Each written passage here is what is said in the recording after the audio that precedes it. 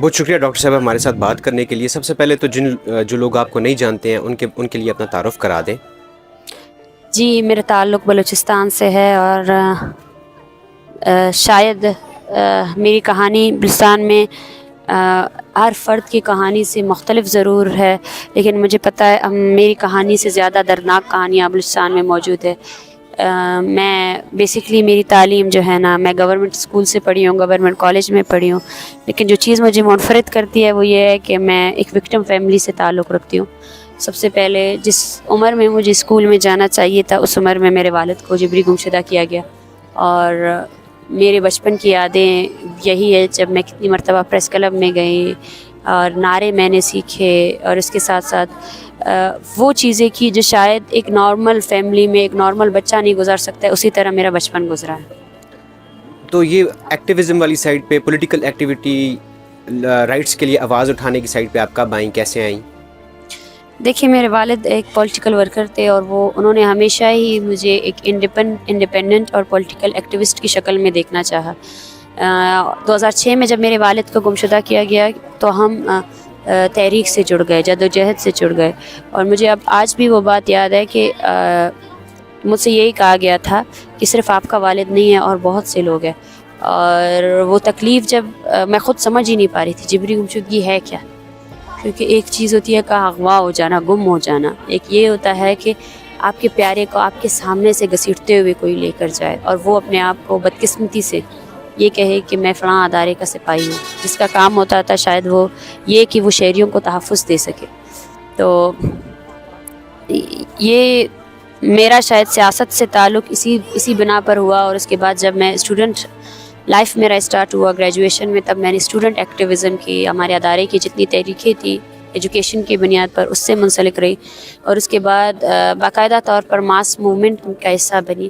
اور اپنے لیول میں ہماری جو یوتھ ہوتی تھی ہم سب مل کر موبلائز کرتے تھے، اور جو بھی ایشوز ہوتے تھے، جو بھی تحریکیں ہوتی تھی وہ ہم خود آرگنائز کر کے اس کو آگے لے کر جاتے تھے. تو میرا تعلق بلوچستان سے، اور بلوچستان میں عورت کو جتنی عزت دی جاتی ہے وہ بہت کم محسوس ہوتا ہے، اور سب سے بڑی بات یہ ہے کہ اس کو کبھی کمتر سمجھا نہیں جاتا ہے. میں جب یہاں آئی ہوں تو سوال ہمیشہ یہی پوچھا جاتا ہے کہ آپ عورت ہو کر یہ کر رہی ہیں، آپ عورت ہو کر یہ کر رہی ہیں. مجھے یہ احساس بلوچستان میں کبھی نہیں دیا گیا. بلوچستان میں عورت ہونا شاید ہماری طاقت ہے، اور وہ چیز جو ایک مرد کر سکتا ہے اس چیز کو عورت ایک خوبصورت طریقے سے کر سکتی ہے، ایک اچھے طریقے سے کر سکتی ہے. تو یہ وہ میری پہچان ہے، یا کیونکہ میرا تعلق بلوچستان سے ہے. اور بلوچستان میں اسپیسیفکلی کس علاقے سے ہیں آپ؟ میں بلوچستان میں میرا تعلق منگچر سے ہے. منگچر جو ہے نا تحصیل ہے کلات کا. And you are doctor yourself? Yes I am a doctor. آپ پریکٹس بھی کرتی ہیں یا؟ جی نہیں، میں FCPS کر رہی ہوں، پریکٹس کر رہی ہوں ابھی، اور آئندہ انشاءاللہ آنے والے سالوں اچھا میں. مجھے یہ بتائیں اس وقت بلوچستان کے اندر کیا سینٹیمنٹ ہے لوگوں کا؟ What do they think about the country, the people? باقی صوبوں کی طرف کیا سینٹیمنٹ ہے، ویسے لوگوں کا کیا سینٹیمنٹ ہے، کیا موڈ ہے لوگوں کا؟ دیکھیں بلوچستان میں اس وقت ایک خوف ہے، لوگ جینا بھول چکے ہیں، اور یقین کرے ان کو زندگی کی جو نارمل چیزیں ہوتی ہیں وہ کچھ پتہ بھی نہیں ہے. مطلب والدین بچے اس لیے لاتے ہیں تاکہ وہ ان کا سہارا بن سکے، لیکن وہی والدین اپنے بچوں کو ریاستی جبری گمشدگی کے ڈر کی وجہ سے دور بھیج دیتے ہیں. کچھ تو ایسے والدین بھی ہے جو اپنے بچوں کو ایون تو پڑھاتے بھی نہیں ہیں، وہ دبئی بیچتے ہیں، وہ مسقط بیچتے ہیں کہ جاؤ وہاں کاروبار کرو، چاہے جو بھی کاروبار ہو، بس زندہ رہو. مطلب بلوچستان میں زندگی سروائیول ہو رہی ہے. ہمارے لوگوں کو زندگی جینے کے بھی اختیار نہیں ہے. زندگی کیسے جی جاتی ہے ہمیں پتہ ہی نہیں ہے. اور سب سے بڑی افسوس کی بات یہ ہے کہ ہم اکیلے وہ زندگی جی رہے ہیں. ہمارے ساتھ جو جبر ہو رہا ہے اس کا کسی کو کچھ پتہ نہیں ہے، کسی کو کوئی علم بھی نہیں ہے بلوچستان میں کیا ہو رہا ہے. بلوچستان کو پسماندہ اس لیے رکھا گیا ہے تاکہ بلوچستان میں جو جبر ہو رہا ہے وہ کبھی دنیا کے سامنے نہ آ سکے. بلوچستان میں جو بنیادی ضروریات ہوتی ہے، میڈیا کا بلیک آؤٹ، لوگوں کو ایجوکیشن سے دور کرنے کا، سب سے بڑی وجہ یہ ہے، یہ ایک اسٹریٹجی کے تحت کیا گیا ہے. وہ اسٹریٹجی یہ ہے کہ بلوچستان کے نیچرل ریسورسز کو لوٹنے کے لیے ہمیں ہیومن ریسورس کو ختم کرنا ہے، بلوچستان کو رول کرنا ہے. جس طرح برٹش نے یا کالونسٹ نے جس طرح اپنی کالونیز کو ٹریٹ کیا، اسی طرح پاکستان بلوچستان کو ٹریٹ کر رہا ہے. اور اس کی ٹریٹمنٹ جو ہے نا ادر دین اے کالونی ہے بھی نہیں، جہاں پر उन फौजियों को जिनको बॉर्डर में होना चाहिए था, उनको हमारे घर के सामने चौकी बना कर रखा गया है। उन्हीं चौकियों से फायर किए हुए गोला बारूद से हमारे बच्चे भी महफूज नहीं हैं, उनकी लाशें भी हम उठाते हैं। वो डेथ स्क्वाड्स जिनको मुसल्ला रियासत ने किया, जिनको ताकत रियासत ने दी, उन डेथ स्क्वाड्स के हाथों हमारी औरतें भी महफूज नहीं हैं, उनको भी मारा जाता है। तो हम मतलब ज़िंदगी की जुस्तजू कर रहे हैं, लेकिन हमें ज़िंदा ही रहने नहीं दिया जा रहा है। एक सर्वाइवल की जंग लड़ रहे हैं, बेसुकूनी है। हमारी आधी से ज़्यादा आबादी जो है ना डिप्रेशन की शिकार हो चुकी है। नौजवान जो है ना एंटी डिप्रेसेंट पिल लेते हैं, स्लीपिंग पिल्स लेते हैं। वो सुकून या वो खुशी या वो एक हेल्दी मेंटल स्टेट हमारे यहाँ किसी को भी मैसर नहीं है। 47 के बाद जब इंडिपेंडेंस हुई, उसके बाद से हम देखते हैं, जब हम तारीख़ पढ़ते हैं तो Balochistan, the province of Balochistan, वो हमेशा से एक कश्मकश में रहा मेन स्ट्रीम सूबों के साथ या सेंटर की गवर्नमेंट के साथ। 73 के अंदर या भुट्टो के टाइम के अंदर बड़ी वहाँ पर एक वो रेबेलियन आया, वहाँ पे ऑपरेशंस हुए, बड़े लोग मारे गए। वाई डू यू थिंक ये हमेशा से फॉर द पास्ट 70 ईयर्स ये कश्मकश रही है? Is it just about resources? It's about to rule Balochistan.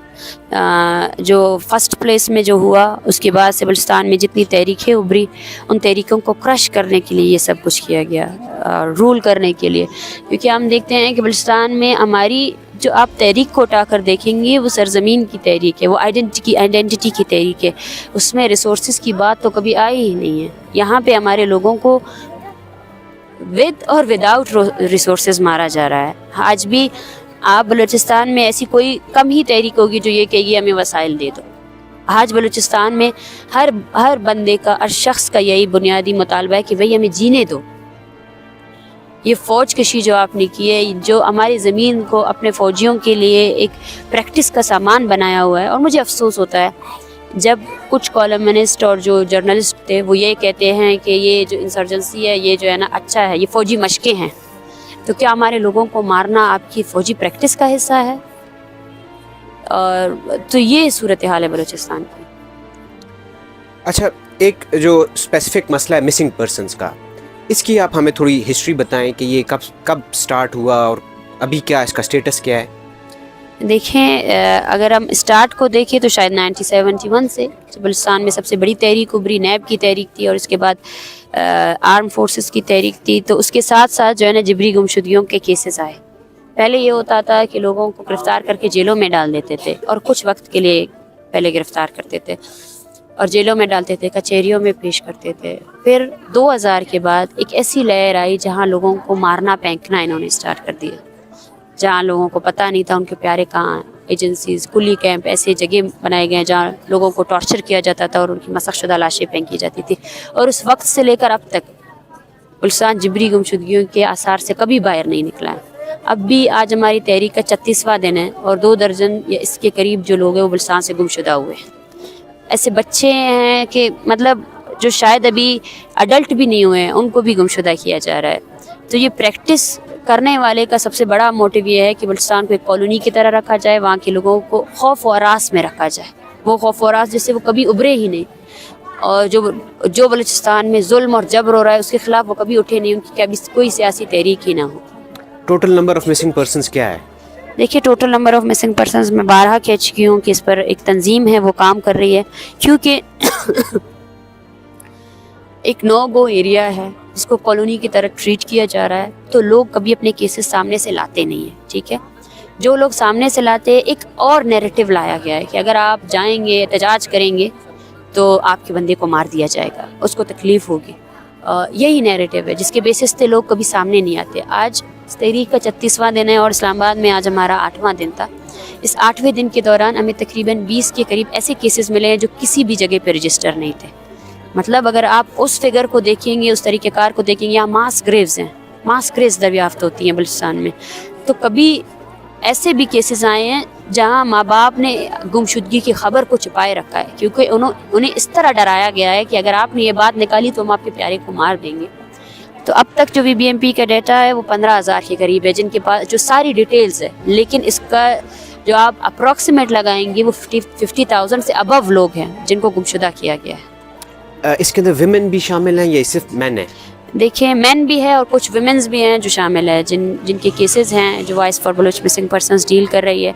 تو یہ مسلسل طور پر وہ طریقہ کار ہے جس کے تحت وہ پالیسی ہے جس کے تحت جو ہے نا ایک بلوچستان کو ہمیشہ سے ان کے لوگوں کو ڈرا کر دھمکا کر ان کو ان لمٹ رکھا گیا ہے. ان لمٹ مطلب وہ کبھی ابھرے ہی نہیں اور جس طرح ریاست چاہتی ہے وہ اسی طرح زندگی گزارے، خوف میں، ہراس میں.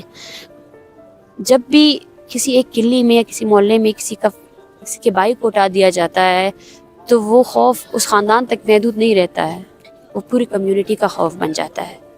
پوری کمیونٹی کبھی اس چیز سے ابھر ہی نہیں پاتی ہے اور اسی طرح ان کو کنٹرول میں رکھ کر ان پر رول کیا جاتا ہے. اچھا، اب فار ایگزامپل آپ کی جو یہ موومنٹ ہے، یہ جو تحریک ہے، اسی طرح کی تحریک جو ہے وہ منظور پشتین بھی چلا رہے ہیں، ان کے اپنے رائٹس ہیں، اسپیسیفک ڈیمانڈز ہیں. لیکن ڈونٹ یو تھنک کہ if you broaden the perspective یا اپنا وہ آپ ڈومین اس کو براڈر کر کے اس طرح کا پولیٹیکل الائنس بناتے ہیں جس کے اندر آپ کی وہی اسی سملر ڈیمانڈز ہیں کہ بھائی ہمارے مسنگ پرسنز واپس آئیں، ہمارے علاقوں میں جو دہشت گردی ہے یا جو باقی اس طرح کے حالات ہیں ان کو ختم کیا جائے، کہ آپ اس طرح کی کراس ایتھنک باؤنڈریز آپ اگر اس طرح کا پولیٹیکل الائنس بناتے ہیں تو لسانی جو سرحدیں ہیں ان کو اگر آپ ٹرانسینڈ کر کے اس طرح کی موومنٹ چلاتے ہیں تو اس سے آپ کو تقویت، آپ کے کاز کو تقویت نہیں ملے گی؟ جی بالکل. دیکھیے اس سے ماضی میں بھی ایسا ہوا ہے کہ نیب کی سیاست کے تحت جو ہے نا پشتون اور بلوچوں نے مل کر سیاست کی، اس میں سندھی بھی شامل تھے. تو اب جتنی تحریکیں چل رہی ہیں سندھ میں اور پشتونوں کی جو تحریک ہے ہم ان سب کی حمایتی ہے. اور الائنس کے بارے میں شاید آگے جا کر ابھی تک ہمارا کوئی ارادہ نہیں ہے، لیکن ہم ان تمام جتنے بھی تنظیمیں ہیں، جتنے بھی سیاسی تحریکیں ہیں جو مظلوموں کے حق کے لیے بنائی گئی ہیں، ان سب کی ہم حمایت کرتے ہیں. پاکستان کے لوگوں کے لیے آپ کا کیا پیغام ہوگا؟ پاکستان کے لوگوں کے لیے پیغام یہ ہے کہ جو ایک کنسٹرکٹیو طریقے سے ہماری تھاٹس کو بھی انہوں نے جو ہے نا مفلوج بنایا ہوا ہے. ہم وہی سوچتے ہیں جو وہ چاہتے ہیں کہ ہم سوچیں، کیونکہ میڈیا انہی کی ہے. وہ اسی بیانیے کو آگے لاتے ہیں جس کے ذریعے ان کا جو سیٹ اپ ہے، جس طرح وہ اس سسٹم کو چلا رہے ہیں، وہ سسٹم اسی طرح رہے. تو آپ کو اس نیریٹو کو توڑنا پڑے گا، خود تحقیق کرنی پڑے گی. اور اگر آپ تحقیق نہیں کریں گے تو آپ یہاں تک جو آثار پہنچ چکے ہیں، جو جبری گمشدگیاں بلوچستان سے اسٹارٹ ہوئی تھی وہ آج اسلام آباد میں بھی ہو رہی ہے. آج اسلام آباد میں بھی صحافی ایسے ہیں جن کو جبری گمشدہ کیا جاتا ہے، یا ایسی سیاسی تنظیمیں، ایسی سیاسی پارٹیاں ہیں جن کو کرش کرنے کے لیے ان کے لوگوں کو جبری طور پر گمشدہ کیا جاتا ہے. تو آپ کو یہ سمجھنا چاہیے کہ جب ایک ریاست کی جو طاقت ہوتی ہے اس کے استعمال کو اگر باقی جو انصاف فراہم کرنے والے ادارے ہیں وہ اکاؤنٹیبل نہیں کرتے ہیں تو ایک نہ ایک حد تک وہ چیز ایک زہر کی طرح اس پورے ملک کو کھا جائے گی، جہاں عام شہریوں کو، جہاں عام لوگوں کو ان کے بیسک رائٹس نہیں مل سکتے ہیں.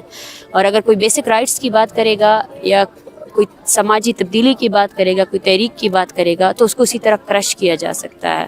تو اب وقت آ گیا ہے کہ پاکستان کی ساری عوام جو ہے نا اس نیریٹو کو توڑے، اس ریاستی نیریٹو جو انہیں دیا گیا ہے، اور اس نیریٹو کو اپنائیں جو ایک انسانی نیریٹو ہے. خود سوچے، خود سمجھے، خود تحقیق کریں، اور جو پرنٹ میڈیا دکھاتی ہے اس سے ابھر کر ایک انسانی پہلو کے طور پر اس ایشو کو اور اس ایشو کو دیکھیں، اور اپنے جو ریاست کا جبر ہے اس کے خلاف متحدہ طور پر مظلوموں کی تحریکوں کی حمایت کریں.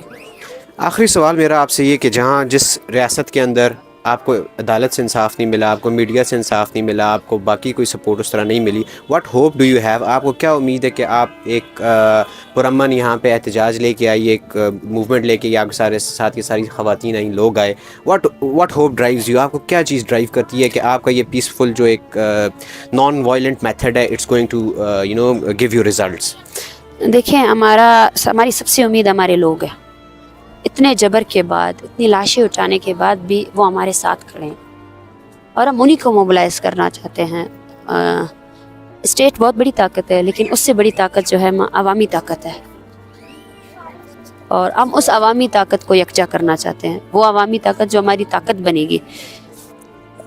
مطلب جبر ہر جگہ ہو رہا ہے، لیکن مسئلہ یہ ہوتا ہے کہ وہ جبر ایک خاندان کی حد تک محدود کیا جاتا ہے، اس کو کبھی بھی سوسائٹی اون نہیں کرتی. یہ ایک شخص نہیں مارا گیا ہے، بلکہ جس طریقہ کار سے اس کو مارا گیا ہے وہ طریقہ کار غلط ہے. تو ہماری امید آج بھی ہم پر امید ہے. یہ تحریک یہاں ختم نہیں ہوگی. اس سے پہلے بھی تحریکیں یہاں ختم نہیں ہوئی ہیں, اس سے پہلے بھی لوگ متحد ہوئے, اس سے پہلے بھی لوگ پر امید رہے ہیں. ہماری امید ہماری عوام ہے, ہماری بلوچ قوم ہے, اور بلوچ قوم کے ساتھ ساتھ جو ہمارے اس نیریٹو کو مانتے ہیں, جو پریکٹیکلی ہمارے ساتھ ہے, جو ایون دو ہمارے نیریٹو کی تائید کرتے ہیں, وہ ساری ہماری امیدیں ہیں. اور ان سب کو مل کر ساتھ لے جا کر ہم اس تحریک کو اور منظم کرتے جائیں گے. بلوچستان اس تحریک کو اور زیادہ منظم کرتا جائے گا. Thank you. بہت شکریہ ہمارے ساتھ بات کرنے کے لیے. Thank you.